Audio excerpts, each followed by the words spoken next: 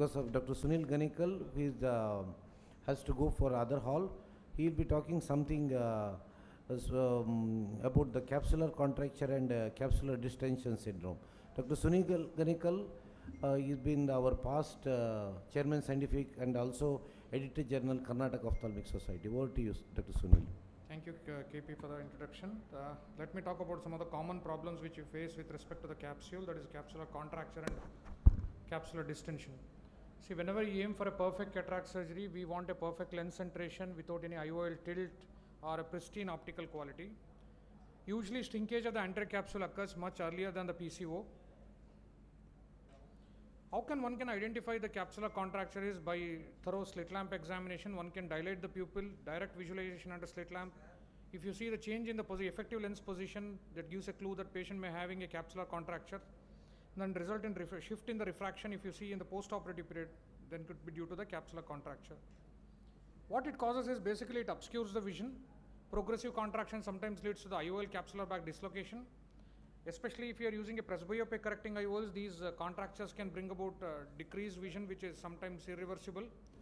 Best form of prevention is to taking care of all high-risk patients and avoiding this capsular contraction. What are the risk factors? The one could be pseudo-exfoliation patients, uveitic patients, degenerative diseases like retinitis pigmentosa, eye myopia, advanced age, trauma, diabetes. All these are some of the risk factors for causing capsular contraction. Does creating a large CCC will have any benefit? Definitely, creating a large CCC will not prevent the capsular contracture, but in spite of contracture, we will have a clear optical quality through because of the larger opening in the CCC. Removing of anterior epithelial cells sometimes can help, but difficult in obvious zonular weakness. Care must be taken. Sometimes if you over aggressively do it, you may damage the zonules. What about the IOL designs which contributes for the capsular contracture? More seen with the silicon plate IOLs than the acrylic. Prolin haptics tends to have a more optic capture. There is not much difference between single piece and three piece. There is a debatable issue. The square edge optic design preventing a PCO than the, so square edge designs may prevent a PCO, but with respect to the capsular contraction, not much of benefit. But one should carefully consider in presbyopic correcting IOLs, all these things you should choose a proper IOL and to avoid these complications. CTRs, definitely I would recommend how much ever the CTRs ideally should be sutured. CTR alone sometimes may not prevent the contracture. In high risk cases, you may have to use a CTR or a CT segments and you fix them to the sclera to use a perfect capsular supportive bag which prevents the contraction. So in all high risk patients, better to use a sutured CTR or CT segments than just placing a CTR. This is a case which shows that due to the anterior capsular contracture, there is a posterior vault of the IOL, the AC depth has increased. So simple maneuvers like NDAG laser relaxing incision on the anterior capsule can take care of the capsular contracture. You have to give a radial incisions, 4 radial incisions, starting from the optic edge. Try to avoid hitting the haptics. If you go radially and create a nix like a snips like relaxing incision, usually the capsular contracture tends to overcome, and YAG is a simple maneuver with which you can minimal contractures can definitely be taken care of. Once you do that, you can clearly see here the AC depth has reduced, the hyperopic shift has decreased, so patient is almost now the refractive surprise, whatever he had due to the capsular contraction has been taken care of. Sometimes it will be so fibrous, the capsular contracture, the laser may not be amenable. You may have to go for a bimanual technique of using a forceps, and you cutting the scissors has to be taken to make an opening and make a radial nix and enlarge the anterior capsular opening. So based on the degree or severity of the capsular contracture, we can divide whether to use a laser or a surgical maneuver or what you want to do. But while peeling this membrane also, one should be very careful not to pull too hard, because if you pull too hard, sometimes you may damage the zonule and you may end up with exchanging an IOL. So it has to be meticulously done. Other thing one can do is using a femtolaser. If you got an access to femtolaser, you can give a relaxing incisions on the capsular contracted capsule and you can get away with the capsular contracture.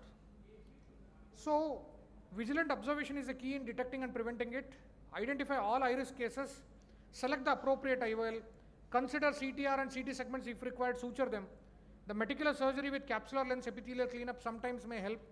Laser surgery, multimodal approach sometimes has to be considered based upon the degree of contracture.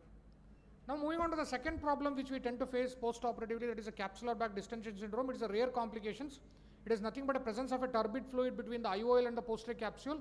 It can be either seen intraoperatively, early postoperatively, or late postoperatively. Early postoperatively, most often it occurs due to the residual OVD or viscoelastic device, and late because of the incomplete removal of cortical cells, the residual cortical cells undergoes metaplasia and causes proliferation and leads to the fibrotic sort of a accumulation, which leads to the late capsular distension syndrome. As I told before, either it could be fibrotic, which is seen in the late stage, inflammatory, which is seen in the due to the anterior chamber reaction, and the presence of OVD. So treatment for each is different. Fibrotic type, probably you have to disruption of the capsular bag using an ND-lag helps.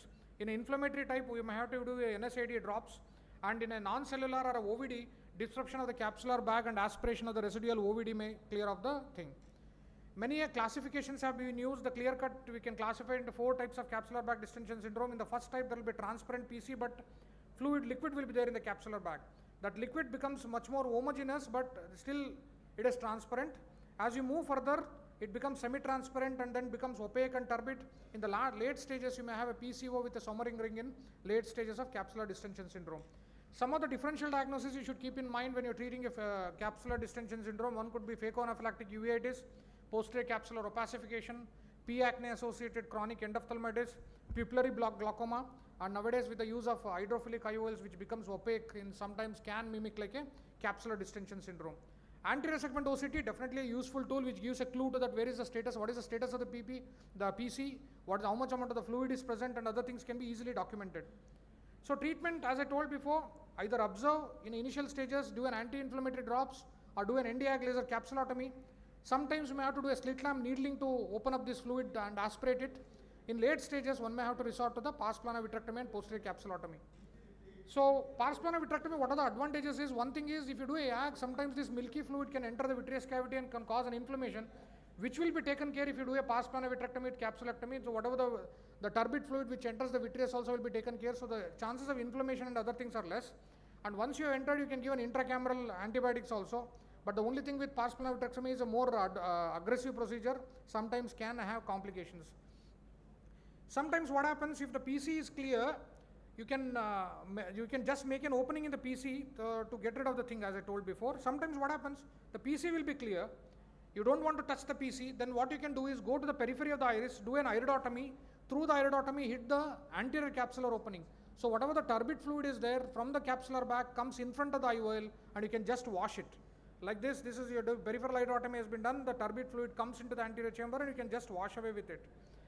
This is a simple way of treating with ND-ag laser capsulotomy. Where you do a regular capsulotomy with a posterior capsulotomy, you can do this thing and get rid of the turbid this thing. Sometimes what happens, simple maneuvers like releasing the adhesion between an anterior capsule and the lens and tapping the IOL itself will release the fluid. Like in this case, go there, separate the adhesion between the anterior capsule and the IOL, just tap the IOL, whatever the fluid is there will come into the anterior chamber. You need not touch the PC. Once you have done that, you can easily wash away and get rid of this problem. Thank you for your patient hearing. Excellent talk, Sunil. I was just, yesterday I was part of one of the debate, Femto versus Zepto. Okay. I was one of the panelists. So I was just thinking about your presentation. You said that one of your slide, whenever there is a very thick and this one, the Femto is not a bad option also. You can do it. I think, why can't we even think about Zepto? Zepto, the thing is, it's work on more of a cautery mechanism. Sometimes it's uncontrolled in some of the things. So it's precision wise, if you got an access to Femto, it's the best thing. But when compared to the manual option, Zepto is any day better. But the studies have shown the manual CCC stability and the contracture aspect, if you study in a long term, is as good as Zepto only. No, but wouldn't the Femto have an effect on the IOL there? No, you have to precise plane, you have to choose it. Depth. But the one more technique you told about the capsular distension. In front of the slit lamp, you do the needling in the needling. But whether the aseptic precautions really. No, nothing like that. We tend to do many maneuvers in the slit lamp, like we do rebubbling for many of the lamellar cataract surgeries. We do many of the intracameral. We see, for example, whatever the P. acne endos we tend to see when we initially manage, we tend to give intracameral or in the bag antibiotics in the OPD itself. It's not that it cannot be done, but all sterile precautions has to be taken. Unlike in Western countries, we have got an access to OT everywhere. We take all patients to OT. In a Western countries, if you take OT, the charges and other things is very expensive. So you need to stick on to the many of the OPD procedures. It could be intravitreal injections or in the open needling procedures or rebubbling. Many of the things has to be done on an OPD basis rather than an outpatient, the operation theatre basis.